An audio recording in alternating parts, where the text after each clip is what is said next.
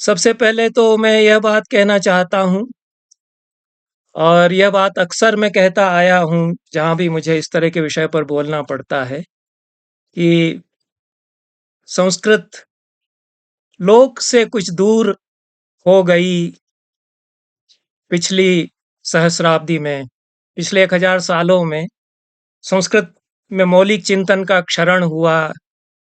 संस्कृत का आम जनता से, दीन दुनिया से रिश्ता उतना नहीं रहा। संस्कृत कर्मकांड की पुरोहितों की भाषा है या ज़्यादा से ज़्यादा वो शास्त्र चर्चा की भाषा है। ये सब जो है कॉलोनियल कंस्ट्रक्ट था और ये बहुत गहराई से हमारे दिमागों में घुसा दिया गया। यहाँ तक कि जो हमारे गुरुजन थे, वो भी यही मानते आए, यही मान कर के हमको पढ़ाते आए। लेकिन हम लोग जब एमए करके बाहर निकले, हम लोगों में से कुछ ने सवाल करना शुरू किया कि कहाँ तो क्षरण हुआ 10वीं शताब्दी के बाद संस्कृत की परंपराओं का। हमने तो जो जितना देखा हमको लगा कि बहुत सारे उद्भट विचारक पैदा हो रहे हैं 10वीं 11वीं शताब्दी के बाद। अगर नाम ही गिनाएं तो शंकराचार्य के बाद कितने बड़े-बड़े दार्शनिक कि वल्लभ हैं, रामानुज हैं, मधुसूदन सरस्वती हैं, जो विश्व साहित्य विश्व कोटि के जो दार्शनिक हैं, वो बड़ी संख्या में 12वीं से 18वीं शताब्दी के बीच पैदा होते हैं। हमने तो ये देखा कि संस्कृत का लोक से संबंध और ज्यादा जुड़ता चला जा रहा है, वर्नाकुलर से संबंध जुड़ता चला जा रहा है। ये किसने कहा? 18वीं शताब्दी के पहले हमारे यहाँ किसी ने कहा ही नहीं। संस्कृत के किसी पंडित ने, हमारे यहाँ के साहित्य के समीक्षकों ने 18वीं शताब्दी तक, 19वीं शताब्दी के पूर्वार्ध तक भी किसी ने ये नहीं कहा कि संस्कृत कर्मकांड की पंडित पुजारियों की भाषा रह गई है और शास्त्र चिंतन की ही भाषा है केवल, और वो लोक से उसका कोई नाता ऐसा नहीं है। हमारे यहाँ मानते आए वैदिक काल से लगा करके 18वीं 19वीं शताब्दी तक कि लोक के बिना तो कुछ होता ही नहीं है। लोक तो आधार है सब कुछ का। जितना शास्त्र चिंतन होगा, जितनी कविता होगी, जितना जो कुछ भी उदात्त भव्य होगा साहित्य में, कला में, संस्कृति में, उस सब का मूल तो लोक ही है। ये आचार्य परंपरा ही कहती आई। तो यह तो एक भ्रामक छवि संस्कृत को लेकर के प्रस्तुत की गई। उसको बड़ी अच्छी तरह से अंग्रेजों ने तो स्थापित किया ही। अंग्रेज इतिहासकारों ने, जो भी ओरिएंटलिस्ट डिस्कोर्स के जो लोग भी प्रवक्ता रहे, उनके नाम मैं नहीं यहाँ लूंगा और मैंने उन पर अन्यत्र लिखा बोला भी है। लेकिन आजादी के बाद बहुत तेजी से ये जो विश्व बीज हमारे दिमागों में बो गए थे, हमारे विदेशी शासक लोग, वो खूब फले फूले और उनकी जड़ें और भी गहरी होती गईं। तो उनको काटने का प्रयास किया जा रहा है। वो डिकोलोनाइजेशन पर खूब बातें अब होती हैं। तो संस्कृत जो है लोक से जुड़ी रही, ये वेद से ही हम देखते हैं। अब वेदों के बारे में तो मान लिया है कि वो तो सारे ज्ञान विज्ञान चिंतन, और उनमें तो अब कहा जाने लगा कि कहीं एटम बम भी है और परिवार नियोजन भी है और पुष्पक विमान भी है। लेकिन ये बात नहीं कही जा रही है कि वो खेत खलिहान, धरती, किसान, मजदूर, इनकी बातें बहुत ज्यादा हैं ऋग्वेद में, अथर्ववेद में। तो लोक व्यवहार के लौकिक सूक्त बड़ी संख्या में है। और जो यज्ञ भी होता है, वैदिक यज्ञ जो होता है, उसके बारे में तो उसका जो सारा साहित्य है, जो श्रौत सूत्र जिसको कहते हैं, 4 वैदिक संहिताएं हैं, ऋग्वेद, यजुर्वेद, सामवेद और अथर्ववेद। फिर उनके ब्राह्मण ग्रंथ हैं जिनमें उनकी व्याख्या है। फिर उनके सूत्र ग्रंथ लिखे गए। तो सूत्र ग्रंथों में याज्ञिक विधियां हैं, रिचुअल्स कैसे होते हैं, तो उसमें, और यजुर्वेद खासतौर से रिचुअल्स का ग्रंथ है कर्मकांड का, तो उसमें बताया गया है कि जो यज्ञ होगा उसमें निचली जात के लोग आएंगे, नहीं तो रिचुअल ही पूरा नहीं होगा। जो वैदिक यज्ञ है उसमें सूत यदि नहीं आते, लुहार हैं, रथकार हैं, बढ़ई है, गायक वादक हैं, ये लोग यदि नहीं, उसमें 30 लोगों की कम से कम नहीं 50 की सूची दी गई है यजुर्वेद के 30वें अध्याय में कि ये सब वहां आना जरूरी है। ये आएंगे तो यज्ञ होगा। जो वैदिक यज्ञ है, वो जो यज्ञ आजकल होता है उसको मैं यज्ञ वज्ञ नहीं मानता। बहुत ढकोसला आजकल होता है। भयंकर समय हमारा, प्रचंड मूर्खताओं का समय। तो जो कुछ घी में आहूत, घी के पीपे आपने उड़ेल दिए वेदी में और कुछ मंत्र बोले, वो तो यज्ञ नहीं है। तो यज्ञ का एक अलग स्वरूप है, लेकिन उसमें सारा समाज जुड़ता है। ये उसकी एक प्राइमा फेस एक बेसिक कंडीशन उसकी यह है। तो ये बहुत सारे उसमें कार्यक्रम होते थे यज्ञ में, उसमें कविताएँ भी होती थी, उसमें नाटक भी होते थे। तो उस पर चर्चा करने का अवसर नहीं है, लेकिन जो पूरा पिक्चर कैसा जो पूरी छवि है हमारी संस्कृत से जुड़ी हुई परंपराओं की, लोक परंपराओं की, वो किस तरह से विकृत रूप में प्रस्तुत की गई है और उसके बारे में जानकारी कम लोगों को होती है। और यदि हम कहते भी हैं तो हमको ऐसा लगता है कि प्रयास किया जाता है कि ये चीज़ें साइड ट्रैक रहें, इन पर ज़्यादा ध्यान न दिया जाए। ज़्यादा से ज़्यादा ये बताया जाए कि संस्कृत का महिमा मंडन करिए और वो कैसे महान धर्म की, अध्यात्म की भाषा है और उसमें कैसा महान साहित्य है, यही सब बताइए आप। ये मत बताइए कि उसमें किसानों मजदूरों की पीड़ाएँ, व्यथाएँ वो भी हैं, वेदों में भी हैं। ऋग्वेद के ही सूक्तों में मजदूरों की बातें, किसानों की बातें हैं, लोकाचार हैं, समाज है, सूर्या सूक्त है, उसके मंत्र अभी तक शादी में पढ़े जाते हैं। तो जो पढ़ते हैं पुरोहित, वो नहीं जानते कि ये सूर्या सूक्त के ऋग्वेद के मंत्र हैं, वो प्रसिद्ध मंत्र हैं। मैं कहूँ तो आप लोगों को शायद याद आ जाए कि वो विवाह में पंडित ये लोग ये इस तरह के मंत्र, अब तो वैसे पंडित भी नहीं मिलते हैं लेकिन पढ़े जाते हैं। तो सूर्या एक लड़की है, उसकी शादी का वर्णन है और बेटी की विदाई कैसे होती है, ये ऋग्वेद के 10वें मंडल के 85वें सूक्त में जो सूर्या सूक्त है, उसमें बहुत मार्मिक रूप में प्रकट किया गया है। उसमें जो वनग्राम हैं, जो फॉरेस्ट के जो विलेजेस हैं, उन पर सूक्त है, अरण्यानी सूक्त है ऋग्वेद के 10वें मंडल का।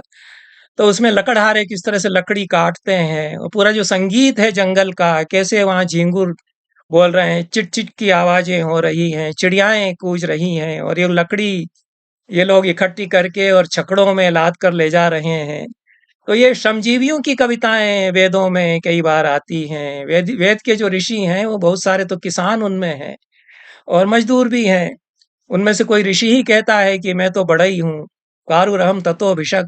मेरे पिताजी वैद्यगिरी करते रहे और मेरी माँ जो है उपले भी थापती, कंडे थापती है।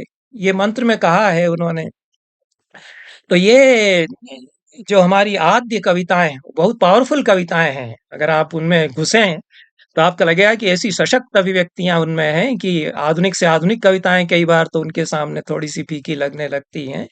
उन पर मैं नहीं जाऊँगा, लेकिन ये पूरी जो कृषि प्रधान सभ्यता, बाद में ग्वालों की जो संस्कृति है, उसमें गायों का बहुत ज़िक्र आता है, चारागाहों का ज़िक्र आता है, ऋग्वेद के और अथर्ववेद के सूक्तों में गायें किस तरह से, उससे फिर उदात्त कल्पनाएँ निकलती हैं कि गाय नहीं है, सूर्य की किरणें हैं, तो गो का अर्थ सूर्य की किरण हो जाता है। गाय नहीं, धरती ही पूरी हमारे लिए यह है, तो गो का अर्थ एक धरती भी हो जाता है। तो भाषा में चिंतन, भाषा की दीप्तियाँ कैसे उभरती हैं उससे। लेकिन वो खेत खलिहान से निकली हुई सारी इमेजरी जिस तरह से उदात्त कविता का भी बाद में रूप लेती जाती है, उसका अद्भुत उदाहरण हमको वेदों की सूक्तों में, वेदों की कविता में मिलता है। तो वो सब उदाहरण मैं नहीं दूँगा। क्षेत्रपाल को लेकर के सूक्त हैं ऋग्वेद में और यजुर्वेद में, जो खेत का देवता है। तो ये मधुमान हो जाएँ हमारी सारी औषधियाँ, वनस्पतियाँ, मधु से भर जाएँ, ये सब जो कामनाएँ हैं, इनमें दूध इनमें बह उठे, ऐसी सब जो कामनाएँ हैं, ये खेती जो लोग कर रहे हैं, उन्हीं के मुँह से निकली हुई ये कविताएँ हैं। मधुश्च्युतम् घृतमिव सुपूतम् अमृतस्य नः पतयो मृणयन्तु। ये जो है अमृत यही बन जाएगा। एक मधुर जीवन है, बहुत मिठास ज़िंदगी की और आनंद ज़िंदगी का, वह सब भी है और उसके साथ खटना ज़िंदगी का खेत खलिहान में, वह भी है। तो कुल मिलाकर के यहाँ से तो हमारी संस्कृति की शुरुआत होती है। संस्कृति के लिए शब्द ही कृष्टि है। यह भी शब्द हमारे ऊपर थोपा गया है, जो संस्कृति है। अब तो सब हमारे बड़े-बड़े विचारक लोग संस्कृति विमर्श ही करते हैं, लेकिन संस्कृति शब्द कल्चर के अर्थ में नहीं आता। तो कोई संस्कृति नहीं थी ऐसा तो है नहीं। कृष्टि शब्द आता है। कृष्टि का मतलब तो खेती करना होता है। उसी का मतलब संस्कृति हो गया है, क्योंकि जो कल्चर जो है, एग्रीकल्चर है, वही कल्चर हो रही है हमारे यहाँ। तो जो कृष्टि शब्द है उसको पूरी संस्कृति के अर्थ में वेद में लेते हैं। तो कम विद्वानों ने इस पर ध्यान दिया कि जो कल्चर के लिए संस्कृति शब्द बाद में कॉइन कर लिया गया है, ये 19वीं शताब्दी के पहले कल्चर के अर्थ में संस्कृत में संस्कृति शब्द नहीं आता है, कृष्टि शब्द वेदों में आता है। तो एक विद्वान थे जयचंद विद्यालंकार, उनका ध्यान इस पर गया तो उन्होंने आग्रह किया कि संस्कृति की जगह कृष्टि शब्द कहिए। उन्होंने भारतीय कृष्टि का खाका गाय नाम से किताब लिखी, जो कि इंडियन कल्चर पर अच्छी किताब थी। लेकिन वो अब शब्द तो गुम हो गया है, कृष्टि अब कोई नहीं बोलता।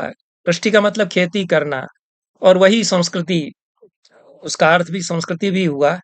तो अब इस पर ध्यान जाना चाहिए कि जो कल्चर शब्द है वो तो खुद ही कृष्टि से ही आया है। लैटिन में उसका कृष्ट धातु जो है उसका कल्ट हो जाता है। कल्तूर उसका फ्रेंच में होता है, जर्मन में कल उसी तरह का शब्द बनता है, उसे अंग्रेजी में कल्चर बनता है।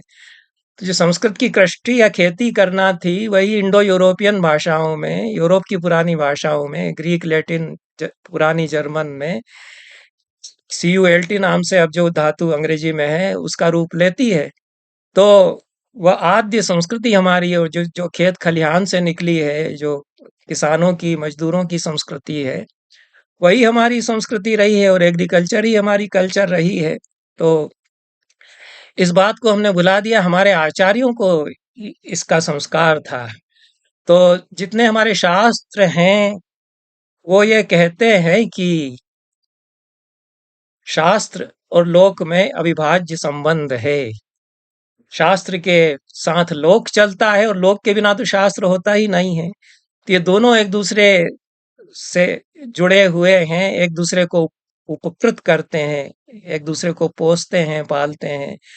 इनका संबंध अगर टूट जाएगा तो ये दोनों का ही क्षरण होगा। शास्त्र के बिना लोक में भी क्षरण होगा, और लोक से संबंध यदि टूटता है तो शास्त्र में भी अपकर्ष होगा। ये विचार जब तक रहा तो हमारी शास्त्र परंपराएं, हमारा चिंतन प्रकर्ष पर होता रहा, हम जगत गुरु रहे। भरत मुनि के नाट्यशास्त्र में अगर हम जाते हैं तो वहां तो बार बार ये कहा ही जाता है। भरत मुनि कहते हैं कि 3 प्रमाण हमारे शास्त्र के हैं। उसमें लोक प्रमाण वो सबसे पहले बताते हैं।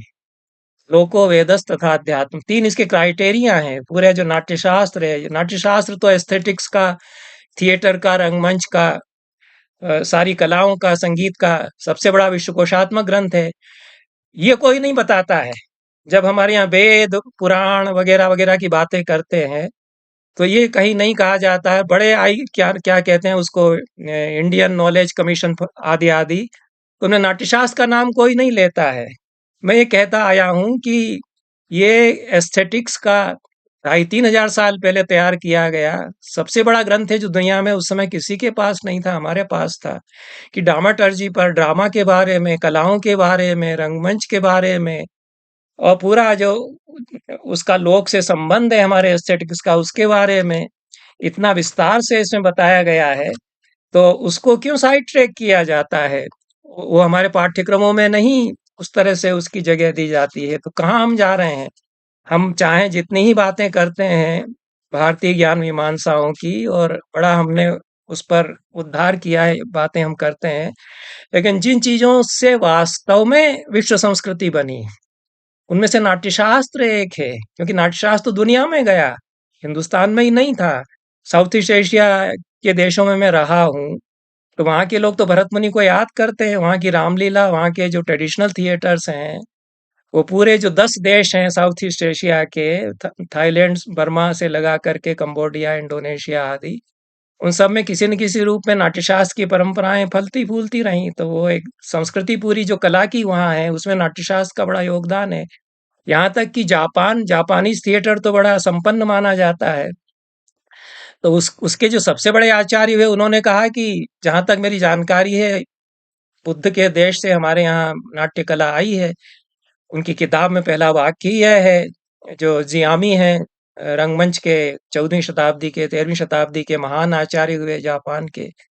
तो विश्व संस्कृति को अनूठा योगदान जिस ग्रंथ का रहा, और जिसमें इतना सब कुछ है कलाओं के बारे में, तो उसको हमने अपने प्राय पाठ्यक्रमों से बाहर करके रखा। क्योंकि शायद हम कॉलोनाइजेशन के पीरियड में जितनी लोक से जुड़ी हुई परंपराएं थी, जितनी चिंतन परंपराएं सीधे इस देश की धरती से जुड़ी हुई थी, उनको ज्यादा से ज्यादा मार्जिनलाइज कर रहे थे हमारे विदेशी शासक, और हमने आजादी के बाद भी लगभग वही किया है। तो मैं इस पर ज़्यादा नहीं कहूँगा। नाट्यशास्त्र में जिस तरह से वो कहते हैं कि जनजातियों से हमने लिया है, और ये सब जनजातियों के नाम बताते हैं, असुर हैं, गंधर्व हैं, आदि-आदि। उनके संगीत से हमने ये सब चीज़ें ली हैं। और लोक पहला प्रमाण है, दूसरा प्रमाण फिर ये शास्त्र है, वेद है, और तीसरा प्रमाण अध्यात्म है, जो इनर साइकी है अभिनेता का। ये नाट्यशास्त्र कुछ समझना चाहते हैं, उन लोगों को मैं बताने का प्रयास करता हूँ कि ये किस तरह से रिलेवेंट हैं आज के थिएटर के लोगों के लिए भी, ये जो कॉन्सेप्ट्स हैं।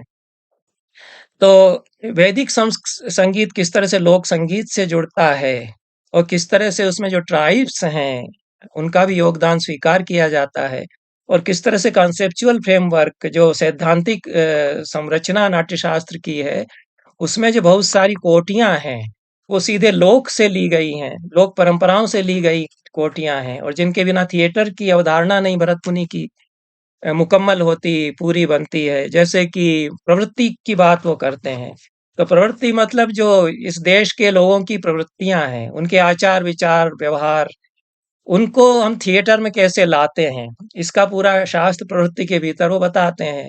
और चार प्रवृत्तियां वो बताते हैं कि इस देश में चार प्रवृत्तियां हैं, क्लासिफाई करने के लिए। वैसे तो वो कहते हैं कि धरती पर जितने लोग हैं, करोड़ों लोग हैं, उनमें से हर एक की अपनी अपनी प्रवृत्तियां हैं, हर एक के अपने अपने विचार आचार हैं। लेकिन हम भूगोलिक दृष्टि से इस देश को चार रीजन्स में बांट करके, और आवंती, दाक्षिणात्य, पांचाली, औड्र, मागधी, ये चार प्रवृत्तियां मानते हैं। और इनसे फिर हम थिएटर कैसे, रंगमंच में हम इनको कैसे लाएंगे, कि इनसे भारती, सातवती, कैशिकी, आर्भटी, ये चार वृत्तियां ये थिएटर के इडियम में हम बनाएंगे, ये भरत मुनि कहते हैं।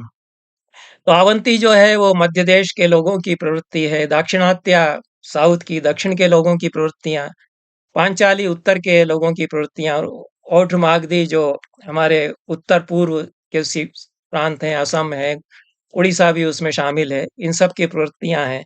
भरतमुनि बताते हैं कि कैसे इन लोगों के ये जो चारों प्रवृत्तियां चार क्षेत्रों में हैं, इन लोगों के रहन सहन, रीति रिवाज कैसे अलग अलग हैं, और कैसे उनमें उनका समावेश नाटक में किया जाएगा। जैसे दाक्षिणात्य प्रवृत्ति में वो कहते हैं कि महेंद्र, मलय, सह्य, मेकल, पाल, मंजर, ये पर्वतों के नाम उन्होंने गिनाए। इन पर्वतों के आसपास बसे हुए जो गांव हैं, उनमें जो आचार विचार रीतियां हैं, और उनके नाम भी गिनाते हैं कि ये कौशल, तोशल, कलिंग, यवन, खस, आंध्र, महाराष्ट्र, वेण्ण, और वनवासी प्रदेश। तो वनवासी प्रदेश विंध्याचल के नीचे का जितना भी इलाका है, उसमें रहने वाले लोग जो हैं, उनके रहन सहन का चित्रण हम जब करते हैं तो दाक्षिणात्य प्रवृत्ति के भीतर आता है। और लंबी सूची भरत मुनि ने उसमें कुछ गांवों तक को शामिल करते हुए, उड़ीसा के इलाकों को शामिल करते हुए उनकी नाट्यशास्त्र में दी है। अवंती प्रवृत्ति में उन्होंने जो सौराष्ट्र है, गुजरात जहाँ आजकल है, अवंती का इलाका, जो उज्जैन के मालवा के सारे इलाके, और अर्बुद पर्वत जो आबू का पहाड़ है उसके आसपास के सारे इलाके, दशाण जहाँ बुंदेलखंड आजकल है, उस सब के जितने गांव वगैरह हैं, और गांव ही ज्यादा हुआ करते थे,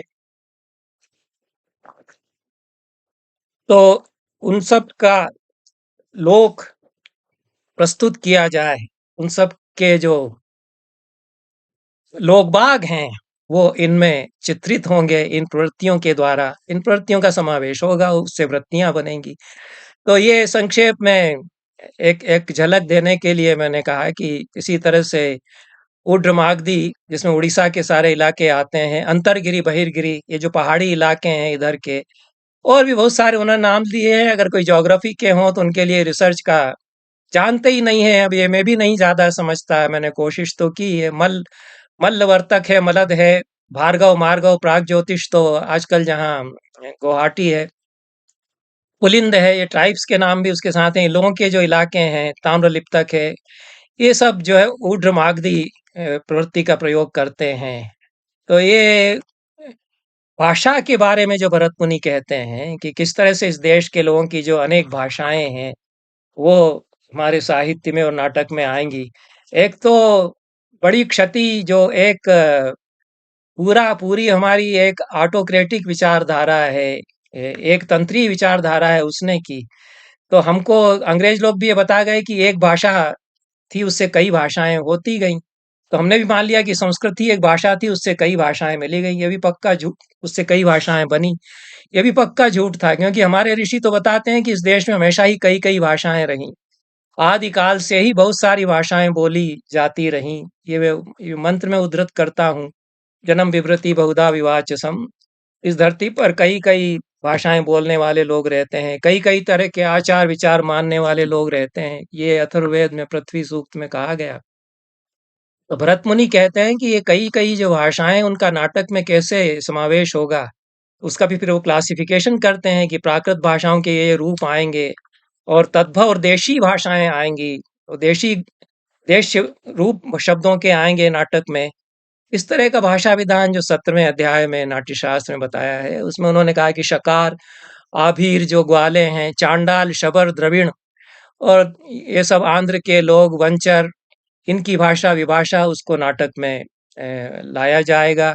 और उन भाषाओं के नाम उन्होंने दिए हैं, आभीरी, चांडाली, शाबरी, शबर ट्राइब्स की भाषा है, द्राविणी है, इत्यादि इत्यादि। तो ये और उसके उदाहरण भी उन्होंने दिए हैं, नाटकों में मिलती भी हैं। आप मृच्छकटिक यदि मूल में पढ़ें तो उसमें तो 27 तरह की देशी भाषाएं हैं। मृच्छकटिक बड़ा क्लासिक है, क्योंकि यहाँ मुझे लगा कि थिएटर में रुचि रखने वाले लोग हैं और मृच्छकटिक के बारे में वो जानते भी होंगे। हबीब तनवीर ने भी किया उसको, जितने बड़े-बड़े थिएटर डायरेक्टर्स हैं उन्होंने किया, वो तो अनुवाद में उन्होंने किया। और उसका आनंद तो हम लोग ही ले पाते हैं जो आस्वाद है उसकी मूल भाषाओं का, और उसमें कितनी विविधता है भाषाओं की। 27 तरह की उसमें रीजनल लैंग्वेजेज़ आती हैं और उससे जो शेड्स बनते हैं, थिएटर के इडियम में उनको लाने पर, वो जो उस ज़माने के लोग जानते थे और कुछ जिनके पास वो परंपराएँ बची हैं, वो लोग जानते थे। अब आप यदि ये गर्व करते रहें कि अच्छा हुआ हमसे छूट गई, अच्छा हुआ हमें संस्कृत नहीं आती, भाड़ में जाए। बहुत अच्छी बात है। आप लोग गर्व करिए कि हमें संस्कृत नहीं आती, हम नहीं समझते। ये हालत 60-70 साल पहले नहीं थी। 80 साल पहले जो हिंदुस्तान, 80 तो खैर नहीं, जब 70-65 साल पहले जो मैंने देखा है हिंदुस्तान, वहाँ गांव के लोग भी संस्कृत थोड़ी बहुत समझ लेते थे, अनपढ़ लोग भी समझ लेते थे उतनी। ये हमसे छीन लिया गया है। एक पूरा का पूरा जो हमारा हिंदुस्तान था, वो हमसे छीन करके गलत हिंदुस्तान हमारे ऊपर थोप दिया गया। हमसे हमारा टाइम स्पेस पूरा छीन करके एक झूठा टाइम और स्पेस हमारे ऊपर थोप दिया गया और हम उसमें प्रसन्न हो गए कि ठीक है। और वो सारी परंपराएं जो बड़ी ऊर्जस्वी परंपराएं थी भाषा की भी, वो हमको संपन्न बनाती रहीं। और मेरा तो अनुभव यही रहा कि गांव देहात के जो निरक्षर लोग हैं वो ज्यादा सुसंस्कृत हुआ करते थे। 60 साल पहले तक के जो गांव मैंने देखे, 65 साल पहले तक के, उनमें वो कबीर के दोहे, तुलसी के दोहे, कुछ थोड़ी बहुत संस्कृत बोल लेते थे, इतनी भाषा उनके पास थी और बहुभाषी वो होते ही थे। तो सारी संस्कृति हमसे एक तरह से छीन करके और एक जो संस्कृति हमको दी गई है, वो सचमुच में हमारी संस्कृति कितनी है विचारणीय बात है।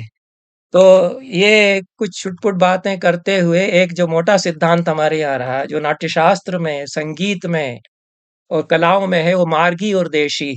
ये महत्वपूर्ण सिद्धांत है जो संगीत में रुचि रखने वाले हैं, नृत्य में रुचि रखने वाले अगर कोई हैं तो जानते होंगे कि वो हमेशा कहा जाता है कि मार्गी के साथ देशी चलता है और देशी के साथ मार्गी चलता है।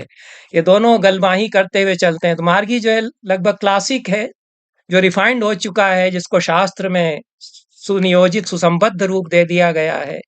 और देशी जो रीजनल वेरिएशंस हैं और जो देशज परंपराएं हैं, तो नाट्यशास्त्र में तो पूरी परंपरा मार्गी और देशी की बात करती है। संगीत शास्त्र के बहुत सारे ग्रंथ हैं। संस्कृत में 18वीं 19वीं शताब्दी तक नए शास्त्र इन सब में खूब लिखे जाते रहे। उनके बारे में कोई जानकारी नहीं दी जाती है कि भरत मुनि का नाट्यशास्त्र था जो इतना बड़ा इंसाइक्लोपीडिक ग्रंथ था, 2500 एक साल पहले लिखा हुआ। उसके बाद करीब-करीब 100 ग्रंथ की सूची मेरे पास है, जो 18वीं 19वीं शताब्दी तक जो कुछ नया जुड़ता गया, कि उसमें लोकनाट्य की कोटि के बहुत सारे नए रूपक डेवलप हुए। उन पर आचार्य लिख रहे हैं। वो ग्रंथ है, मैं नाम लेकर के भी बता सकता हूँ कि जय सेनापति की नृत्य रत्नावली है, रघुनाथ की नाट्य मनोरमा है। तो उसमें तो यहाँ तक वो जाते हैं कि ईरान से आए हुए लोग जो नृत्य करते हैं, उसको वो संस्कृत में लक्षण बना करके डिफाइन करते हैं कि ये जक्कड़ी नृत्य है। इसमें फारसी फारसी भाषा के गीत गाए जाते हैं और इनका जो वाद्य है वो भी अलग तरह का होता है। जो हमारे यहाँ की वीणा और सितार अभी तक चलता है, उससे अलग तरह का एक तारा है लेकर के लोग गीत गाते हैं। तो डोंबी एक फॉर्म, उसकी चर्चा बहुत होती है। जो माइनर जिनको कहा गया रूपक, जो लोकनाट्य जिनको कहा गया, तो करीब 40 से एक लोकनाट्य कोटि के छोटे-छोटे नाटक आचार्यों ने बताए। उसमें से डोंबी एक रूपक आता है, वो डोम जाति के लोग करते हैं। और फिर उस पर शोध करते हुए मुझे लगा कि वो डोम जाति जो है वो बेसिकली रोमा लोग थे। वो एक तरह से घुमंतू जाति थी रोमा लोगों की, और रोम की तरफ से ही वो आए भी थे और यहाँ बस गए, घूमते फिरते रहे लोग। अभी भी उनके वंशज मिलते हैं यहाँ। तो उन लोगों का जो नाट्य है, उससे जो बना है रूपक, उसको डोंबी कहते हैं। और डोंबी के गीत उद्धृत करते हैं, उनकी भाषा अलग तरह की, उसको उद्धृत करते हैं। और ये नाटक इस तरह के संस्कृत में लिखे जाते रहे, जो हमारे लोकनाट्य हैं कि यक्षगान है, वो संस्कृत में लिखे जाते रहे।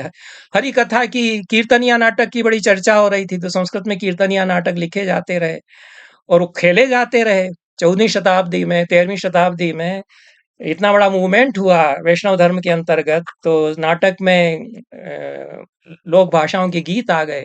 तो नाटक संस्कृत में लिखा जा रहा है और उसमें गीत बंगाली के हो सकते हैं, असामी के हो सकते हैं, मैथिली के हो सकते हैं। विद्यापति ठाकुर यदि हिंदी के कोई हों तो जानते होंगे, कितने महान रचनाकार हैं। भारतीय साहित्य के सबसे बड़े कवियों में एक हैं, लेकिन उनके बारे में ये नहीं जानते हैं कि संस्कृत के बहुत बड़े साहित्यकार वो थे। उन्होंने मॉडर्न शॉर्ट स्टोरीज की किताब 14वीं शताब्दी में लिखी, जो संस्कृत में उन्होंने लिखी है। अद्भुत अनोखी कहानियां उसमें उन्होंने लिखी, पुरुष परीक्षा में। लोक से जुड़ी हुई कहानियां उन्होंने लिखी, जो लोक कथाएं हैं, कही जाती हैं। और वो लोक कथाओं के तो कई ग्रंथ संस्कृत में मिलते हैं। उनकी भाषा भी अलग तरह की है। तो कैसे साहित्य जो है लोक से जुड़ रहा है 12वीं, 13वीं, 14वीं, 15वीं शताब्दियों में, इसके उदाहरण बहुत सारे मिलते हैं। तो नाटक में ये लोग ये प्रयोग कर रहे हैं कि डायलॉग संस्कृत में रहेंगे, स्ट्रक्चर उसका संस्कृत नाटक का बना रहेगा, जो भरत मुनि बता गए हैं। लेकिन हम गीत, जो लोकगीत हैं, उस भाषा के, उस क्षेत्र के, वो ले लेंगे। तो विद्यापति ठाकुर जो है वो, विद्यापति महान कवि, वो गोरक्ष विजय नाटक लिखते हैं। गोरक्ष विजय नाटक में वो मैथिली के गीत शामिल करते हैं, बाकी सब संस्कृत में है। और वो ज्योतिरीश्वर ठाकुर धूर्त समागम वो प्रहसन लिखते हैं, उसमें भी गीत लोक भाषा के हैं, बाकी सब संस्कृत में है। ये तो खेले जाते हैं, धूर्त समागम भी खेला जाता है, एनएसडी में भी खेला गया। लेकिन वो मूल भाषा में तो उन्होंने नहीं देखा, उन्होंने तो ये नहीं देखा कि इसमें गीत तो उस जमाने की जो मैथिली थी उसके हैं। समिया में शंकर देव कितने बड़े महान संत हुए, उन्होंने कई नाटक लिखे, वो संस्कृत में है। गद्य का सारा भाग उसमें संस्कृत में, और गीत उसमें ब्रजबुली, जो उस समय चल पड़ी थी भाषा, वो असमिया से भी थोड़ी अलग है। ब्रजबुली एक तरह से उस जमाने में राष्ट्रीय भाषा होती चली जा रही थी। और बड़े-बड़े कवि उसमें चाहे बंगाल के हों, चाहे असम के हों, चाहे वृंदावन क्षेत्र के हों, ब्रज क्षेत्र के हों, ब्रजबुली में कविताएँ लिखते थे। तो उसमें गीत उन्होंने, शंकर देव ने, और उनकी पूरी परंपरा है 100 साल तक उनके शिष्यों की, भक्त कवियों की, उन्होंने नाटक लिखे। तो ये जो पूरा हमारा थिएटर, रंगमंच और नाटक, लोक से जुड़ा जो संस्कृत का नाटक था, और संस्कृत में उस तरह के नाटक भी लिखे जाते रहे, उनकी लंबी सूची है। और उदाहरण ही देखना हो तो प्रसिद्ध है, वो तो किताब मिलती है, दशरथ ओझा और जगदीश चंद्र माथुर ने प्राचीन भाषा नाटक, मोटी किताब संपादित की है। उसमें इन लोगों के नाटक हैं, तो उनमें आधा से ज्यादा हिस्सा तो संस्कृत का है, गद्य के संवाद हैं और गीत लोक भाषा के हैं। तो ये जो ट्रेंड्स बदलते हैं, लोक के ज्यादा से ज्यादा नजदीक आने की कोशिश में है, हमारे मार्गी परंपराओं की, क्लासिकल थिएटर की, शास्त्रीय परंपराओं के, वो हम 12वीं, 13वीं, 14वीं शताब्दियों से ज्यादा देखते हैं। जिस समय के बारे में कहा जाता है कि संस्कृत तो लोक से ज्यादा दूर होती गई, उस समय के बारे में मेरी धारणा यह है कि वो ज्यादा नजदीक आई लोक के। हमारे दिमाग से विलोपित कर दिया गया, तो उसका हम क्या करें? लोगों को यकीन दिलाना मुश्किल है कि 19वीं शताब्दी तक जो हिंदुस्तान था, उसकी सारी स्मृतियां आपके दिमाग से पोंछ दी गई हैं। उस हिंदुस्तान के बारे में आप लोग कम जानते हैं, और हम थोड़ा थोड़ा सा जो आसन्न अतीत है, जो इमीडिएट पास्ट है, उसमें जो कुछ हो रहा था उसको हम देखते हैं तो हमको थोड़ा-सा आश्चर्य होता है कि कैसा अद्भुत काम हो रहा था। हमारे पंडित लोग क्या कर रहे थे उस समय? वो नया से नया जो चिंतन है उसकी खबर वो ले रहे थे। 19वीं शताब्दी के संस्कृत के पंडित और साहित्य जो कुछ आ रहा था उसमें भी। तो यह मार्गी और देशी में किस प्रकार से एक तालमेल होता रहा है और उसके बहुत सारे उदाहरण हैं। आचार्य खुद कहता है कि मैंने भीलों के नृत्य देख करके और इस नृत्य को समझा और इस पर मैं सोमेश्वर मानसोल्लास उनकी इंसाइक्लोपीडिक किताब है, महान ग्रंथ है कलाओं का, 13वीं शताब्दी का।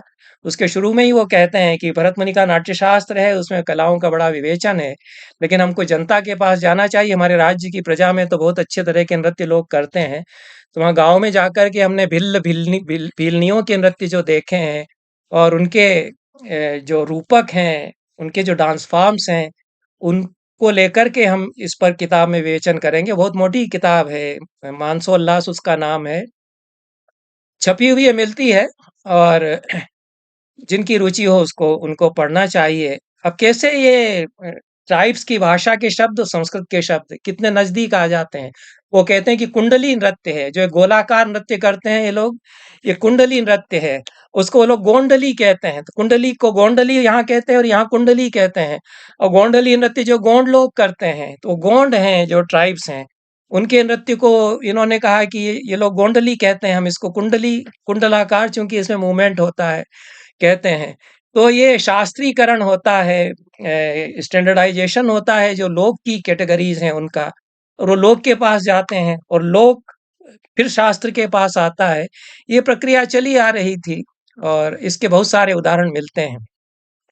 हमारे साहित्य शास्त्र के आचार्यों ने ये कहा कि कविता, असल कविता वो है जो कि ग्वाल बालों के, बच्चों के, स्त्रियों के मुंह तक जाकर के और अ, कही जाती है, उनके द्वारा सुनी जाती है और उनकी ज़बान पर चढ़ जाती है।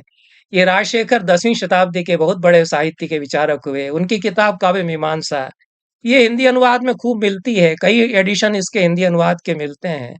तो इसमें इन्होंने कहा है कि एक कवि तो वो होता है जिसकी कविता जो है उसके घर में ही रह जाती है, अपने घर में उसने लिखी और रखी रह गई। दूसरा कवि होता है जिसकी कविता अपने दोस्तों के बीच में सुनाई जाती है, उसके दोस्त उसकी प्रशंसा करते हैं। और तीसरा बड़ा कवि वह होता है, महान कवि वह होता है जिसकी कविता दुनिया की यात्रा करती है और विश्व यात्री बनकर के निकल जाती है, वो आम जनता की ज़ुबान पर चढ़ती है। उसकी शब्दावली बहुत सुंदर है, मैं पढ़ देता हूँ। एकस्य तिष्ठति कवेर्ग्रह एव काव्यम्, अन्यस्य गच्छति सुरद्भवनानि यावत्, यस्या विदग्ध वदनेषु पदानि शश्वत्, कस्यापि संचरति विश्व कुतूहलीव। विश्व के यात्रा का कौतूहल मन में रख कर के उसकी कविता विश्व यात्रा करने लगती है और जो कम पढ़े लिखे लोग हैं, गांव देहात के लोग हैं, उनकी जबान तक वह चढ़ती है। वह कविता बड़ी कविता होती है, ये आचार्य कह रहा है। तो अच्छी कविता यही मान, जो बड़े कवि उन्होंने कहा कि हमारी कविताएं तो गांव गांव में पढ़ी जाती हैं। बिल्हण बहुत महान कवि थे, उन्होंने अपने बारे में ही लिखा है। कुछ कवियों ने अपनी आत्मकथा लिखी, वो थर्ड पर्सन में आत्मकथा लिखते हैं, फर्स्ट पर्सन में आत्मकथा संस्कृत में नहीं लिखी जाती, तो इसलिए हमको लगता है कि आत्मकथाएं किसी ने लिखी ही नहीं है। लेकिन बाणभट्ट ने अपने बारे में बहुत सारी बातें बताई हैं, वो भी गांव देहात में खूब घूमे, वो महान कवि थे।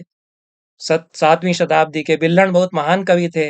वो कश्मीर से चल करके और कर्नाटक तक पैदल चलते हुए घूमे, खूब खूब कविताएं उन्होंने लिखी। उन्होंने लिखा कि हमारी जो कविताएं वो तो कश्मीर के गांवों में महिलाएं गाती थीं, वहाँ केसर के खेत जहाँ उगते हैं वहाँ महिलाएं खेती करती हुई गाती थीं। तो ये जो कवि है वो खुद कहता है कि हाँ, कविता तो फिर मेरी ऐसी ही होनी चाहिए। अब बहुत सारे बहुत सारी शब्दावली जो पूरी हमारी कविता में आती है, वो जनजातियों की शब्दावली से भी आती है, लोक भाषाओं से भी आती है। उस तरह के शब्दों की सूची बनाई जा सकती है। मेरी जिस किताब का ज़िक्र किया गया है, संस्कृत कविता की लोकधर्मी परंपरा, उसकी भूमिका में मैंने बहुत सारे शब्द ऐसे गिनाए हैं, जो कि ये मूलतः संस्कृत के शब्द नहीं हैं। वेदों में ही बहुत सारे इस तरह के शब्द आ जाते हैं, जो खेत खलिहान के उस समय की जो भाषाएँ थी, लोक भाषाएँ थी, उनके शब्द हैं, वो संस्कृत के शब्द हैं ही नहीं हैं। संस्कृत की व्याकरण से वो नहीं बनते। पीवरी है, तुरवरी है, प्रफर्व्यम है, इस तरह के शब्द आते हैं। वो अथर्ववेद में बहुत सारे शब्द आते हैं। तो ये जो बहुत सारे इस तरह के शब्द हैं, ये संस्कृत में जाकर के कहीं-कहीं इनके दूसरे अर्थ हो जाते हैं। मैंने उसमें बताया कि एक पामर शब्द है, उस पर कविताएँ मिलती हैं, जो लोकधर्मी परंपरा की कविताएँ लिखी गई हैं संस्कृत में। चौथी 5वीं शताब्दी से 18वीं 19वीं शताब्दी तक बहुत सारे संस्कृत के कवियों ने गाँव देहात में रह कर के वहाँ के जीवन पर कविताएँ लिखी। तो उसमें पामर शब्द आता है। वो पामर शब्द जो है, वो पामर जो है दिहाड़ी मज़दूर है, डेली वेजर है, वो जो खेत में काम करने वाला, वो हलवाई से भी नीचा है। तो हलवाहे के लिए तो अलग शब्द हैं, मालिक है। लेकिन पामर तो वो मज़दूर है, उसके पास तो कुछ भी नहीं है और पूरी तरह से वह जो उसको कुछ अनाज वग़ैरह मिलता है रोज़, उस पर गुज़ारा करता है। लेकिन उसकी ज़िंदगी का आनंद, उसका रस, उस पर अच्छी कविताएँ लिखी गई हैं। और जिस तरह से वो खटता है, उस पर भी कविताएँ लिखी गई हैं। तो ये अनेक कवियों ने इसका उल्लेख किया और जो हमारी बड़ी क्लासिकी परंपरा है, ऐसा नहीं है कि कालिदास, भवभूति, माघ, भारवी, इनमें इसकी कोई खबर नहीं है, इनमें इसकी आहटें नहीं हैं। तो एक कविता की परंपरा जो गाँव देहात के से जुड़ कर के कविता लिखने वाले कवियों की परंपरा है, उस कविता की ध्वनियाँ, उसकी आहटें बड़े कवियों की, जिनको बड़ा कवि कहा जाता है, अ, उस परंपरा में बड़े कवि नहीं हुए ऐसा नहीं है। आप योगेश्वर का आपने ज़िक्र किया और योगेश्वर को रिडिस्कवर किया गया 19वीं 20वीं शताब्दी में, उस पर इंगल्स ने पहली बार लिखा। हालाँकि इंगल्स ने इस तरह से नहीं सोचा था कि इतनी बड़ी परंपरा है, जिसको हम लोगों ने बाद में कहना शुरू किया, मानना शुरू किया, उसको अभी भी लोग नहीं मानते हैं। तो योगेश्वर उस पूरे प्रस्थान के, वो पूरा जो एक स्कूल बना कि हम लोग राज दरबार के कवि नहीं हैं। हम लोग गाँव देहात के बारे में लिखने वाले लोग हैं, हम लोग जनजातियों के बारे में लिखने वाले लोग हैं। उसको उन्होंने खुद कहा ही। और उनकी परंपरा के दूसरे कवि हुए, उन्होंने कहा कि हमारे कवि योगेश्वर हैं। उन्होंने कहा है कि योगेश्वर ही वो कवि हैं जो कि विंध्याचल की जो देहात हैं, उनकी जो पुलिंद वधुएँ हैं, वहाँ की जो महिलाएँ हैं, ट्राइबल लेडीज़ हैं, उनकी वेदना को, उनके जीवन को, उनके सुख-दुःख को शब्द देना जानते हैं। वेधा विंध्य पुलिंद पामर वधू भूगोल झंझानिल प्रायेर्थे वचनानि पल्लवयितुम जानाति योगेश्वर। उनकी प्रशस्ति में कविताएं लिखी गई योगेश्वर की, उनके बारे में ये कहा गया। ये योगेश्वर 9वीं शताब्दी में हुए। ये जो कवि लिख रहा है वो 16वीं शताब्दी का है, अभिनंद जो है। तो इतनी लंबी परंपरा चली आ रही है कि लोग मानते हैं कि हमारे प्रवर्तक कवि, हमारा जो कविता का स्कूल है, उसके प्रवर्तक कवि योगेश्वर हैं। और वो क्यों अलग हैं, उसमें कभी-कभी वो बाणभट्ट को भी रखते हैं, क्योंकि बाणभट्ट ने जो सुभाषित लिखे थे, वो उन्होंने जो गाँव देहात में, जंगलों में जो वहाँ की जनजातियाँ हैं, उनके जीवन को देख कर के उन्होंने बहुत मार्मिक सुभाषित मतलब मुक्तक मानना चाहिए, श्लोक उन्होंने लिखे थे। तो ये नाम गिनाते हैं कि बाण से चली आ रही परंपरा योगेश्वर में जो फली-फूली, उसके हम कवि हैं। तो ये परंपरा संस्कृत में चली आ रही है, कविता में चली आ रही है और उसकी आहटें हमको अ, बड़े कवियों में मिलती हैं। उसकी उसकी आहटें तो हमको जो ग्रेट एपिक्स हैं, हमारे राष्ट्रीय महाकाव्य हैं, रामायण और महाभारत, उनमें भी मिलती हैं, क्योंकि वहाँ जनसमूह आता है बार-बार। वहाँ जब राम दंडकारण्य में जाते हैं, तो वहाँ के जो जनजातियों के लोग हैं, वो आते हैं। उनके जीवन की बातें वहाँ आती हैं, जंगल में रहने वाले लोगों के जीवन की बातें आती हैं। अयोध्या की जो प्रजाजन है, उनकी बातें बार-बार आती हैं कि प्रजा क्या कह रही है। तो मैं ये कहता आया हूँ, उसका किसी ने खंडन तो नहीं किया कि दुनिया के इतिहास का सबसे पहला सत्याग्रह आंदोलन का नमूना ही हमको रामायण में मिलता है कि अयोध्या की सारी प्रजा सड़क पर आ जाती है। यही वाल्मीकि ने लिखा कि राम जब चलने लगे तो अयोध्या के सब लोग घरों से बाहर निकल आए और वो चल पड़े कि हम नहीं रहेंगे यहाँ। हमारे घर कैकेयी सेंत करके अपने पास रख ले, उसको चाहिए तो इनको रख ले। इनमें कोई रहेगा नहीं, इनमें तो चूहे दौड़ेंगे, इनमें चूहे बिल बना लेंगे और इनमें छिपकलियाँ दौड़ेंगी। यही सब वो कहते हुए बाहर निकल आते हैं। इस पर यही लोकगीतों में फिर आता है कि कितना संवाद होता है कि लोकगीत के गायक हैं, वो भी कुछ इस तरह के गीत गा रहे हैं। वाल्मीकि इस तरह की बात कर रहे हैं। तो ये ये जो जनता इकट्ठी होती है और अपनी आवाज गुंजित करती है, उस गूंज उसकी अनुगूंज कविता में आती है। चाहे वो हमारे महान बड़े महाकाव्य ही क्यों न हो, महाभारत में तो बहुत सारी जानकारियां, उल्लेख जंगल में रहने वाले जो लोग हैं उनके आते ही हैं। और उसमें भी इसी तरह का, जब युधिष्ठिर चल देते हैं, उनको जब छल से जुए में हरा करके और वनवास दे दिया गया और वो निकलते हैं हस्तिनापुर से, तो हस्तिनापुर के लोग सड़क पर आ जाते हैं कि हम इस शहर में हम लोग नहीं रहेंगे, ये कहते हुए वो निकल आते हैं बाहर। तो ये जनता जनता की भावनाएं और लोक की उपस्थिति, इन पर हमारे महान कवि भी अ, इनको पहचानते रहे, इन पर लिखते रहे। और बड़े कवियों ने भी इन पर लिखा, और उनके अपने कवि तो हुए ही। और ऐसी दूरियां नहीं थी कि संस्कृत भाषा में वो कविता नहीं हो सकती थी। प्राकृत में हुई, गाहा सच सही है, अच्छी कविताएं प्राकृत में लिखी गई, अपभ्रंश में लिखी गई। लेकिन हमने जो माना कि एक ये शिष्ट भाषा है, ये पढ़े लिखे लोगों की भाषा है, और वो अ, अ, जनता की भाषा है। ये जो कंपार्टमेंटलाइजेशंस किए गए, ये 18वीं शताब्दी तक उस तरह से नहीं थे हमारे यहाँ, जैसा कि हम अब प्रिज्यूम करते हैं, जैसा कि हम मान कर के चलते हैं।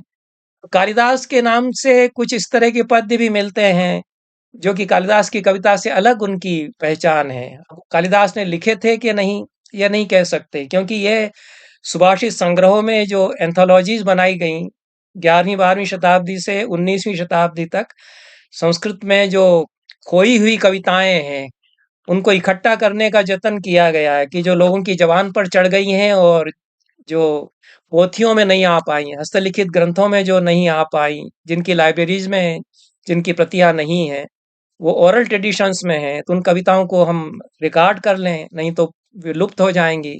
तो सुभाषित संग्रहों में इस तरह की कविताएं बहुत मिलती हैं। मैंने जो इकट्ठे किए हैं श्लोक, कम से कम 300 कविताएं मैंने इस तरह की इकट्ठी की, जो कि आम जनता की कविताएं, लोअर मिडिल क्लास की, लोअर क्लास की कविताएं संस्कृत में हैं। तो वो सब लिखित रूप में नहीं थी मूलतः। उनको फिर डॉक्यूमेंट किया जो सुभाषित संग्रहकार थे 12वीं शताब्दी से लगा करके 18वीं 19वीं शताब्दी तक।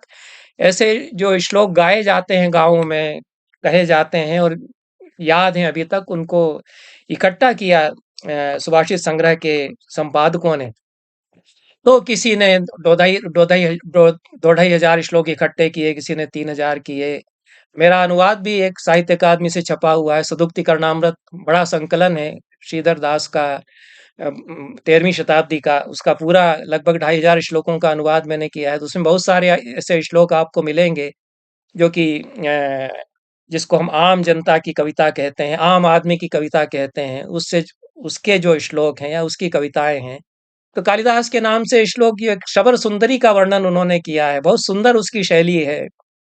और किस तरह से वह सजी धजी एक जंगल में घूमती हुई, गुंजा की माला पहने हुए, अपने आप को सजाए हुए, और गुफा की तरफ जा रही है अपने प्रिय से मिलने। तो यह तमाल तरु मंडिता वट निरस्त भानुद्युतिम धृता विसर्ण व्रता शबर सुंदरी कंदरीम। पर शबर सुंदरी कंदरी या गुहा की तरफ जा रही है मगन होकर के। ये वनेचर जातियों के चित्र इस कविता में मिलते हैं। ये सुभाषित रत्नकोश जो पहला संकलन है 12वीं शताब्दी में तैयार किया गया, उसमें किस तरह से जो जनजातियों के लोग हैं, वनेचर लोग हैं, उनके मंदिर हैं, उनमें बलि दी जा रही है, उनमें किस तरह से आकृतियां बनाई गई हैं, उसका वर्णन किया गया है। तो अस्मिन् वृद्ध वनेचरी करतलैर् दत्ता सपंचांगुला शिखारि शिखरी भी श्रृंगेहि करालोदरा। कुछ पाठ इसका टूट गया है। तो ये हल्दी से 5 अंगुलियों की एक छाप बनाई गई है उसकी दीवार पर, किसी बूढ़ी वनेचरी के द्वारा, बूढ़ी जो वन्य जाति की महिला है उसके द्वारा। और गुफा है, उसका भयंकर दरवाजा है, उस पर बलि दी गई पशुओं की या बलि पुरुषों की हड्डियों का ढेर है, और बड़ा घना जंगल है। ये दृश्य जिसने देखा होगा उसका वर्णन किया है। तो इस तरह के वर्णन मिल जाते हैं। शबरों के वर्णन खूब मिलते हैं। बाणभट्ट ने शबरों का वर्णन खूब किया। शबर जो ट्राइब्स थे, शबर सेना कैसे चली आ रही है, उसके वर्णन खूब मिलते हैं। मैं समझ रहा हूँ कि काफ़ी टाइम होता चला जा रहा है, ठीक है। तो बहुत सारे कवियों ने जो ग्राम जीवन के वर्णन किए हैं, उसमें ग्वालों के वर्णन हैं, किस तरह से वो दूध दूह रहे हैं और जिसको लोकल कलर कहते हैं और जिसको कहते हैं कि अ, बहुत सहज जीवन का चित्र यह है, इसमें कोई अलंकृत कविता नहीं है, जैसा जीवन देखा है उसका एक तरह से शब्द चित्र अंकित किया है कि किस तरह से जो बछड़ा है वो दूध पीते समय ऊंचा मुंह करके उसकी थूथन पर प्रहार करता है। ये हमने जिन्होंने देखा होगा गाय से बछड़े को पीते हुए वही समझ पाएंगे कि क्या सीन होता है। तो आहत्याहत्य मूर्ना द्रुत मनु पिबतः प्रस्नुतम मातुरूदह। उधस कहते हैं जो थनों के ऊपर का दूध से भरा हुआ हिस्सा है गाय का, उसके लिए हिंदी में कोई शब्द होगा, मुझे ध्यान नहीं, संस्कृत में तो खूब इस कविता में आता है। अब आप लोगों की भाषा में ये शब्द रहा ही नहीं, क्योंकि न वो गायें देखने को मिलेंगी, न उनके उधस अब होंगे, उनको मशीन से धोआ जाता है। हमने वो गायें देखी हैं जिनका इतना इतना विशाल थनों के ऊपर का हिस्सा होता था, जिसमें दूध जैसे लगता था कि बड़ा बर्तन है, उसमें दूध भरा हुआ है। और उससे जब बछड़ा खींचता था तो थोड़ा-सा थूथन अपनी वो ऊपर-ऊपर करके उस पर खींचने के लिए फटकारता था। अभी भी देख सकते हैं। तो ये जो पिक्चर है स्वाभाविक, और किस प्रकार से गाय उसको चाट रही है अपनी जबान से पूंछ हिलाते हुए, किंचित कुब्जैक जानो रनवरत चलत चारुपुच्छस्य धेनु। उसकी पूंछ बार बार हिल रही है बछड़े की, और गाय उसको चाट रही है। उत्तीर्णाम तर्णकस्य प्रिय तनय तया दत्त हुंकार मुद्राम। बार बार वो रमा करके उसको जवाब भी देती है गाय। और किस तरह से दूध की धार बह रही है, कभी कभी बाहर तक आ जाती है। ये चित्र, उसके दुहने के बहुत सारे चित्र हैं। गाय किस तरह से गांव में दुही जा रही है। धान कूटने वाली जो मजदूर स्त्रियां हैं, उनकी तो बहुत सुंदर छवियां योगेश्वर की कविता में। और क्या भाषा है, विपन्नता के चित्र हैं, गांव देहात की गरीबी के चित्र हैं, लेकिन भाषा बड़ी समृद्ध है। भाषा गरीब नहीं है। तो ये भाषा जो है वो खनखनाती हुई भाषा है। कुणद वलय संतति क्षण मुदंचि दोष कंदली गलत पट समुन्मिषत कुच तटी नखांकावली कराम्बुज धर्तोल्लसन मुशल मुन्न बंती मुहु प्रलंबि मणिमालिनी कलम कंडनी राजते। योगेश्वर ने वर्णन किया है। कलम कंडनी कहते हैं, कलम कंडनी धान कूटने वाली जो मजदूर स्त्री है। इसमें कहा ही गया है कि उसके कंगन खन खन कर बज रहे हैं, बाहें ऊपर उठती हैं, आंचल थोड़ा सा ढलकता है तो उसके विरोध झांक उठते हैं, और मूसल ऊपर उठा करके वो कूटती है ओखली में जो धान। बहुत सुंदर वह दिखाई पड़ रही है धान कूटने वाली स्त्री जो है। अब बहुत सारी जो विधाएं, जो जोनर्स हैं हमारे, ये तो कुछ चर्चा मैंने उस काव्य परंपरा की, और जिनको बहुत रुचि हो मेरी किताब में देख ही सकते हैं। उसमें तो हिंदी अनुवाद सहित मूल श्लोक भी दिए हैं। लोगों को यकीन नहीं होता था कि संस्कृत में ऐसी कविता हो सकती है जिसमें कि गृहिणी के बारे में क्या क्या कर रही है, कैसे खट रही है, बारिश में घर टपक रहा है तो क्या क्या जतन कर रही है उस घर को बचाने के लिए। सत्तू गीला हो गया है, उसको बचाने के लिए कुछ कर रही है। वो पुआल का उसका जो बिस्तर है वो भीग गया है, उसको ढक रही है। बच्चे चिल्लपों कर रहे हैं, उनको चुप करा रही है।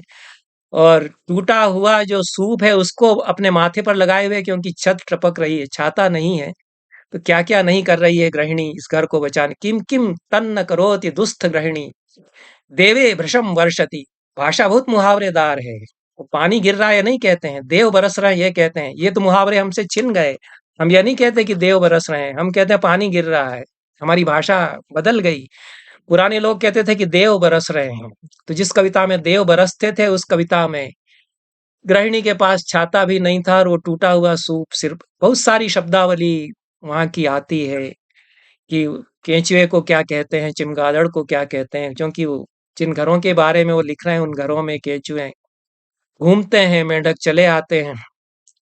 तो ये जो भाषा, ये संस्कृत भाषा है, और उसकी शब्दावली जो हमको नहीं पढ़ाई गई, नहीं बताई गई कि संस्कृत में ये शब्दावली है और ये मुहावरे हैं, ये वहाँ की उस भाषा के जो गांव गिरांव से आई हुई भाषा के मुहावरे थे वो भी आते हैं। तो खैर बहुत सारी जो विधाएं आती हैं, जैसे हमें बताया गया, कहा जाता है कि संस्कृत नाटकों में महान नायकों के बारे में नाटक लिखे जाते रहे, रामायण महाभारत के बारे में नाटक लिखे जाते रहे। अब आप सूची बनाएं तो कितने नाटक लिखेंगे मिलेंगे जो केवल क्षत्रिय महान नायकों के बारे में और रामायण महाभारत की कहानी के बारे में है। जितने नाटक इस तरह के मिलेंगे उतने ही नाटक ऐसे मिल जाएंगे जो कि अलग तरह की जिंदगी के बारे में है। क्योंकि भरत मुनि तो कहते हैं कि 5 जो 10 रूपक होते हैं उसमें से 5 तो जिनके बड़े नायक होते हैं, क्षत्रिय नायक होते हैं, उस तरह के हो सकते हैं जिनमें कि नाटक है, व्यायोग है, डिम है, समौकार है। ये 4-5 नाटक माइथोलॉजिकल कैरेक्टर्स वाले या महान क्षत्रिय नायकों वाले होंगे। बाकी जो 5 रूपक उन्होंने बताए, वो तो मिडिल क्लास सोसाइटी के बारे में है। और फिर ये तो रूपक हैं, फिर रूपकों के अलावा उपरूपक हुए, बहुत सारे जो लोकनाट्य हैं, उनके बारे में आचार्य बात करते हैं। तो ये जो पॉपुलर थिएटर था हमारा, जो संस्कृत में चला आ रहा है कि भाण है वहाँ। अब भाण का जो लोकेल है, वो तो कोठे का है। कोठे वालियों पर वो नाटक हैं, अद्भुत नाटक हैं। एक अंक के उसको तो कारण जी ने खेला, वो चतुर्भाणी के 4 भाण उन्होंने खेले। चतुर्भाणी गुप्त काल में लिखे गए 4 वन एक्ट प्लेस हैं वो। और उसमें कैसा सजीव बनाया जाता है, एक पूरा मोहल्ला, जीता जागता मोहल्ला सामने आ जाता है कि एक आदमी है, वो पूरे मंच को संभालता है और वो 20-25-30 लोगों से मिलता है। उसमें कोठे वालियां हैं, गायिकाएं हैं, नर्तकियां हैं, गणिकाएं हैं। और वो पूरे शहर में घूमता हुआ उस मोहल्ले मोहल्ले में जाता है, एक एक से बात करता है और उन लोगों की पूरी जिंदगी उसमें साकार हो जाती है, उन लोगों के सुख दुख। ये पूरा भाण जो विधा है, कम से कम 200 भाण लिखे गए संस्कृत में, उन पर रिसर्च है, वो छपी हुई है।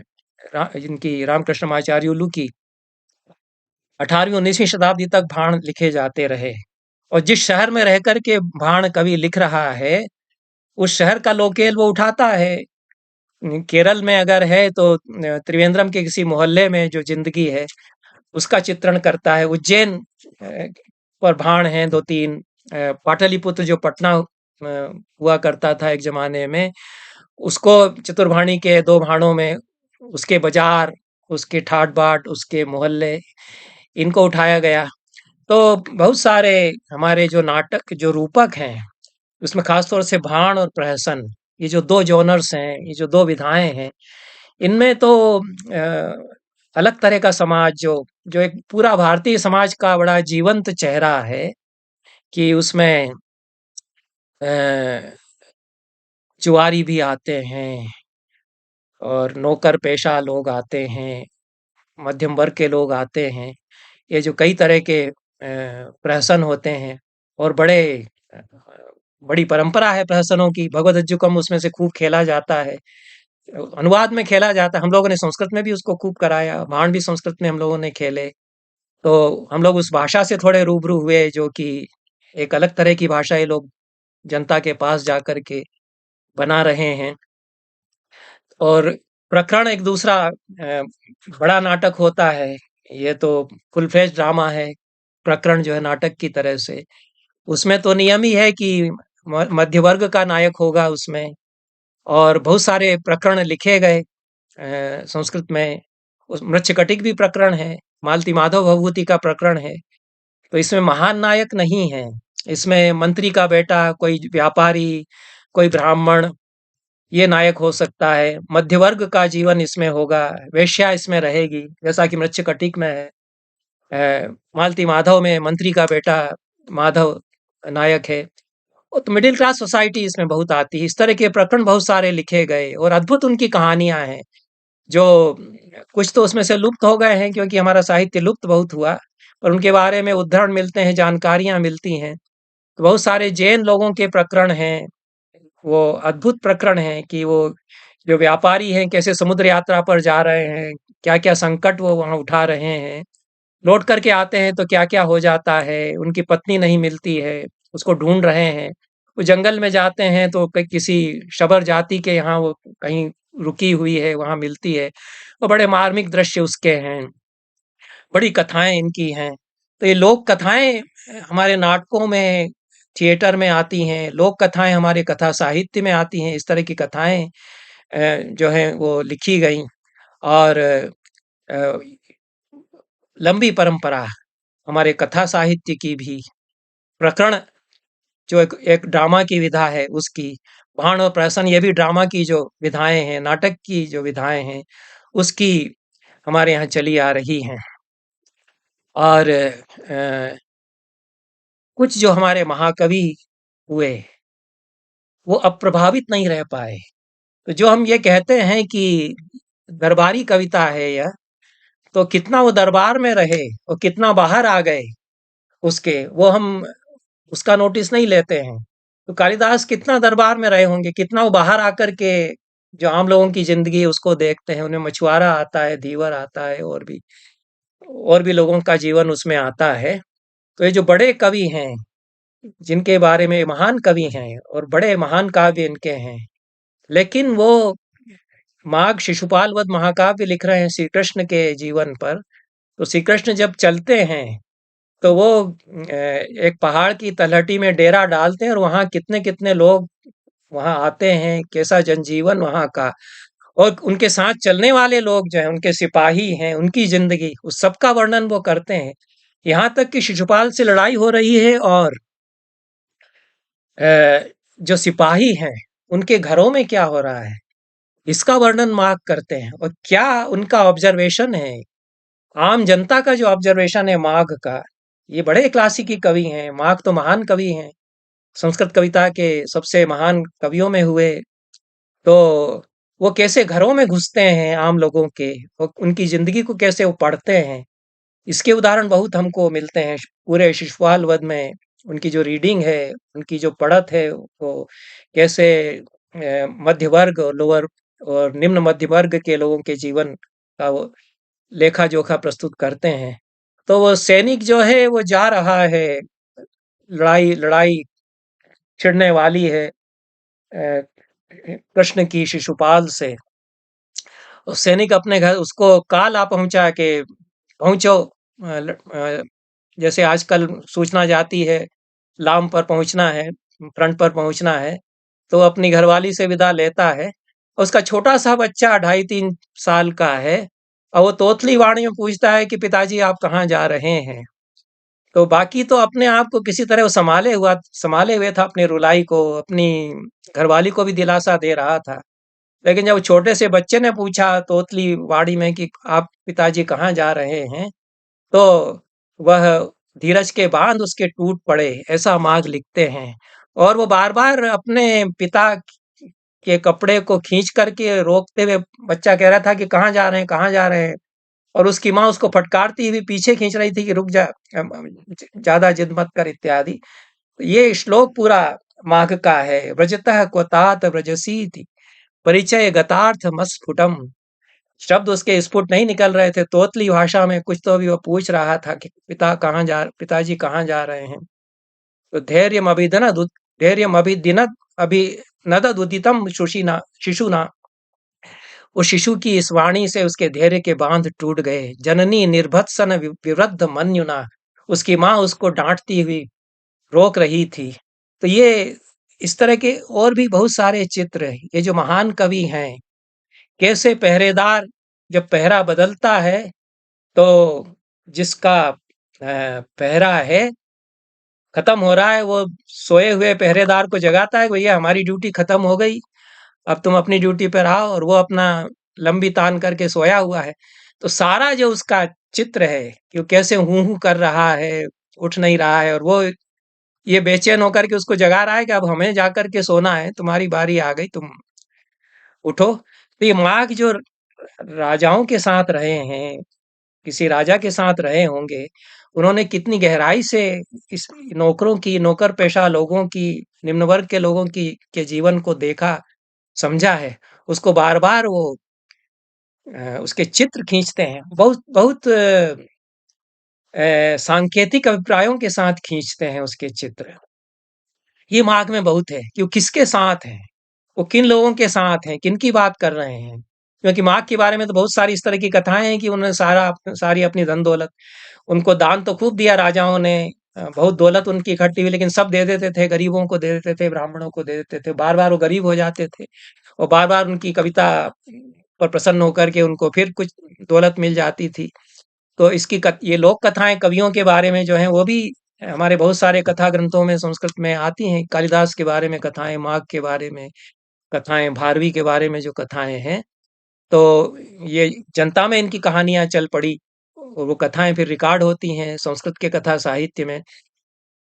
तो वो श्री कृष्ण का रथ उनके जो सेनानी हैं, सिपाही हैं, उनका रथ तेजी से दौड़ता हुआ चला जा रहा है।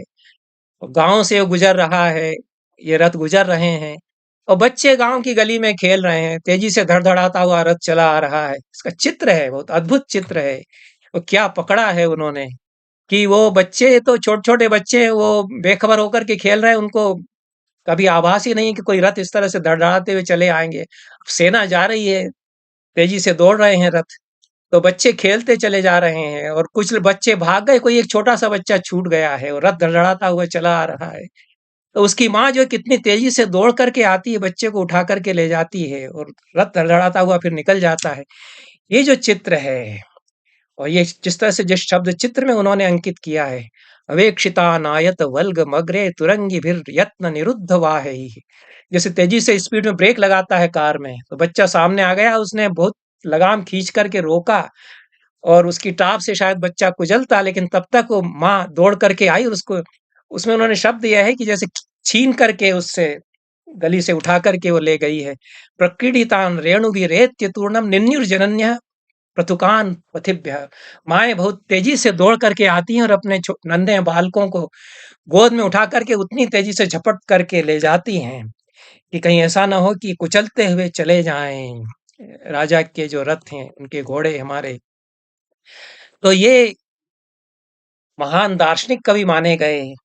श्रीहर्ष तो महान दार्शनिकों में भी गिने जाते हैं, वेदांत के महान आचार्य थे और डिकंस्ट्रक्शन की थ्योरी के सबसे बड़े आचार्य भी वो हुए 12वीं शताब्दी में, कवि भी उतने ही बड़े। लेकिन उनका जो नैषद महाकाव्य है, उसमें किस तरह से कुंडिनपुरी के बाजारों में सत्तू पीसा जा रहा है, उसकी खुशबू कैसी उठ रही है, जो अरोमा होता है, जो सत्तू के पीसने के बाद जो खुशबू आती है, वो जिन्होंने या तो घट्टी में हमारे यहाँ पीसते थे, जो हाथ की घट्टी होती थी, तब उस तरह की खुशबू आती थी, या अभी भी पिसता हुआ आप सत्तू अगर देखें, तो जो पैकेट में मिलेगा उसमें फिर वैसी खुशबू नहीं आएगी। तो उसका उन्होंने चित्रण लिख किया है कि हर बाजार में सत्तू की जो दुकानें हैं, उसमें ताज़ा पिसे हुए सत्तू की जो अरोमा, जो सुगंध फूट रही थी, उससे आने-जाने वाले पथिक खिंचे हुए चले आ रहे थे कि सत्तू थोड़ा खा लिया जाए। ये जो चित्त है प्रतिहट पथे घरट जात, घरट उन्होंने कहा है जो घट्टी आटा चक्की पीसने की है और उसकी जो आवाज हो रही है उससे सत्तू पिस करके निकल रहा है। तो पथिका भानद सत्तु सौरभ है। पथिकों को पुकारता हुआ जो सत्तू का सौरभ है वो फूट रहा। तो इस तरह से कलहान घनाद यदुत्थिता दधुना प्युज्यति घर घर स्वन, घर घर स्वर। वो घर घर की जो आवाज ऐसी है जैसे मेघ मंद्र मंथर ध्वनि से सावन में हल्के से गरजते हैं, उस तरह की आवाज वहां जो घट्टी आटा पीसने की घट्टी चल रही है उसकी जिन्होंने सुनी है आवाज उनको वो स्वीकार करेंगे कि हल्की सी आवाज उस तरह की हुआ करती थी, हमारी माताएं जब पीसती थी घरों में उस तरह की घट्टी से। तो ये उसके चित्र हैं और बहुत सारे ऐसे आम लोगों के चित्र हैं। चूंकि मैंने लोक जीवन की परंपरा पर बहुत सारे श्लोक वहां उद्धृत किए हैं, लेकिन इससे भ्रांति नहीं होना चाहिए कि जो जिसको महान कविता की परंपरा है उसमें इस तरह के चित्र नहीं आए, उसमें भी इस तरह के बहुत सारे चित्र आए।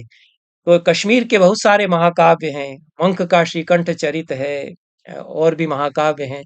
तो उसमें कश्मीर के लोग कैसे अंगीठी जला करके तापते हैं, इसके चित्र हैं। और अब जो कविता हम संस्कृत की पढ़ते हैं उसमें तो पढ़ने पर ये पता नहीं चलता कि अंगीठी को क्या कहते थे। अंगीठी को हसंती कहते हैं संस्कृत में, ये वहाँ शब्द आता है।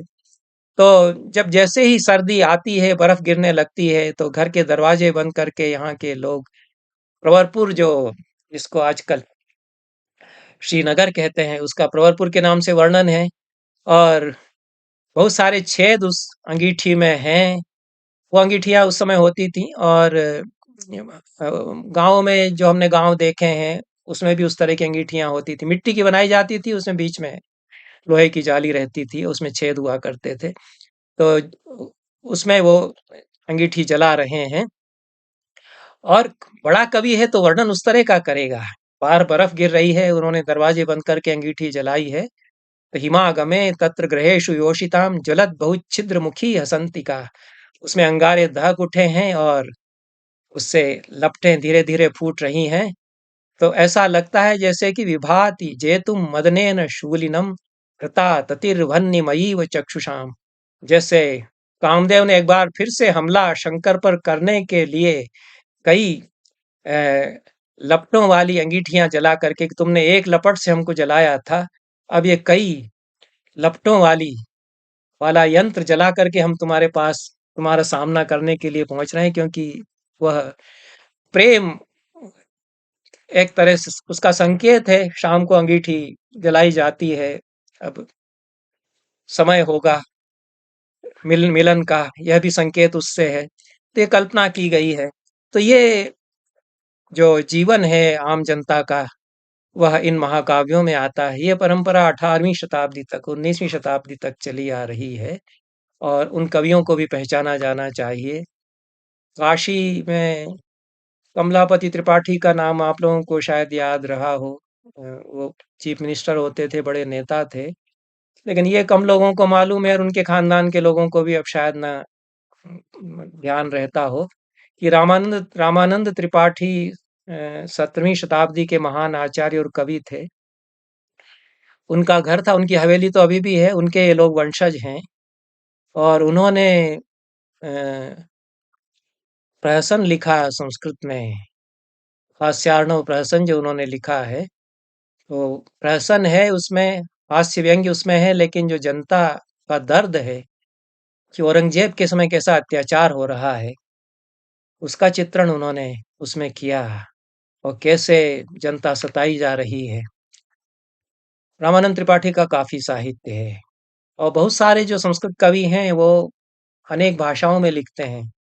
यह भी मान लेना गलत है कि जो संस्कृत का कवि है वो जनता की भाषा में नहीं लिख रहा है। कालिदास ने तो बहुत जनता की जो भाषा थी उसमें भी लिखा ही है। उन्होंने प्राकृत के अलावा ऐसी भाषा में लिखा है जो कि आम जनता में गाए जाने वाले गीतों की भाषा रही होगी। विक्रमोर्वशीयम में ध्रुवाएं हैं, वो गीत हैं। विक्रमोर्वशीयम उनका नाटक है, उसमें ध्रुवा गीत हैं।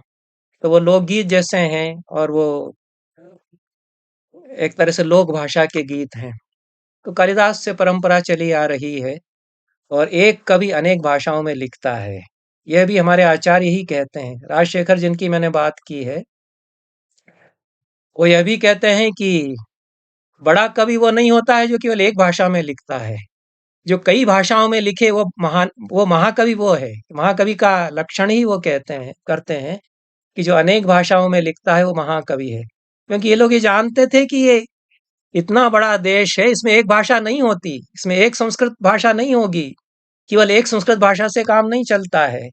कई भाषाएं लिखी और बोली जाती रही हैं इस देश में हमेशा से, वैदिक काल से ही आज तक इनका सह अस्तित्व है और ये एक दूसरे को पोसती रही हैं। संस्कृत लोक भाषाओं को पोसती है और लोक भाषाएं संस्कृत को पोसती हैं। हमारे आचार्य तो ये जानते हैं, लेकिन अंग्रेज जो हमारे दिमाग में छवि बिठा गए, उसमें हमको ये बताया गया कि संस्कृत से हम सब निकली और संस्कृत से इनमें शब्दावली गई 80%। तो बड़े गर्व से संस्कृत के लोग कहते हैं कि सब भारतीय भाषाओं में, मलयालम में भी 80% शब्द संस्कृत के, तो कन्नड़ में भी 75% शब्द संस्कृत के। तो वो ये नहीं देखते हैं कि इन भाषाओं से संस्कृत ने कितना लिया है। बहुत सारे शब्द संस्कृत ने लिए हैं, बहुत सारे अभिप्राय, मुहावरे, लोक जीवन के चित्र और लोकगीतों के अभिप्राय और मुहावरे और शब्दावलियां, ये संस्कृत इसलिए बड़ी भाषा रही।